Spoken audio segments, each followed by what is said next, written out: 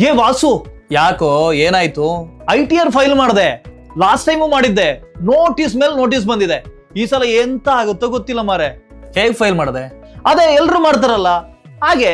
ನೀನ್ ಮಾಡೋ ಆ ಒಂದು ತಪ್ಪಿಂದ ನೋಟಿಸ್ ಬರುತ್ತೆ. ಎಂತದ ಯಾಕೆ ಆಯ್ತು ಗೊತ್ತಿಲ್ಲ. ಹೇಳ್ತೀನಿ ಕೇಳು. ಈಗ ITR ಫೈಲಿಂಗ್ ಸೀಸನ್ ಶುರುವಾಗಿದೆ. ಪ್ರತಿ ವರ್ಷ ತುಂಬಾ ಜನ ತಮ್ಮ ITR ಫೈಲ್ ಮಾಡ್ತಾರೆ. ಆದ್ರೂ ತುಂಬಾ ಜನಕ್ಕೆ ಇನ್ನು ನೋಟಿಸ್ ಬರ್ತಾನೆ ಇದೆ. ಈ ನೋಟಿಸ್ ಬರೋದು ಅವರು ಇನ್ಕಮ್ ಸರಿಯಾಗಿ ತೋರಿಸಿಲ್ಲ ಅಂತಲ್ಲ, ಟ್ಯಾಕ್ಸ್ ಕಟ್ಟಿಲ್ಲ ಅಂತಾನೂ ಅಲ್ಲ. ಆದ್ರೆ ಆ ಒಂದು ಸಣ್ಣ ತಪ್ಪಿನಿಂದ ನೀವು ತಪ್ಪಾದ ITR ಫಾರ್ಮ್ ಅನ್ನ ಆಯ್ಕೆ ಮಾಡಿದ್ರಿಂದ.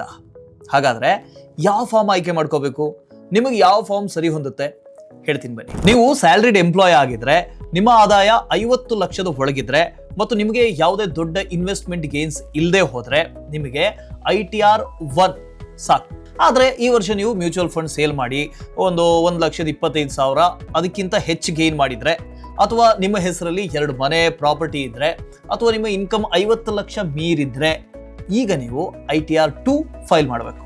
ನೀವು F&O ಟ್ರೇಡಿಂಗ್ ಮಾಡ್ತಾ ಇದ್ರೆ, ಫ್ರೀಲಾನ್ಸಿಂಗ್ ಮಾಡ್ತಾ ಇದ್ರೆ, ಅಥವಾ ಬಿಸ್ನೆಸ್ ನಡೆಸ್ತಾ ಇದ್ರೆ, ಟ್ಯಾಕ್ಸ್ ಡಿಪಾರ್ಟ್ಮೆಂಟ್ ಇದೆಲ್ಲನ ಬಿಸ್ನೆಸ್ ಇನ್ಕಮ್ ಅಂತ ಪರಿಗಣಿಸುತ್ತೆ. ಅಂಥವರಿಗೆ ITR 3. ಒಂದು ವೇಳೆ ನೀವು ಸ್ಮಾಲ್ ಬಿಸ್ನೆಸ್ ಓನರ್ ಅಥವಾ ಪ್ರಿಸಂಪ್ಟಿವ್ ಟ್ಯಾಕ್ಸ್ ಸ್ಕೀಮ್ ಅಡಿಯಲ್ಲಿ ಕನ್ಸಲ್ಟೆಂಟ್ ಆಗಿದ್ರೆ ಮತ್ತು ನಿಮ್ಮ ಇನ್ಕಮ್ 50 ಲಕ್ಷದ ಒಳಗಿದ್ರೆ ITR 4 ನಿಮ್ಮ ಫಾರ್ಮ್.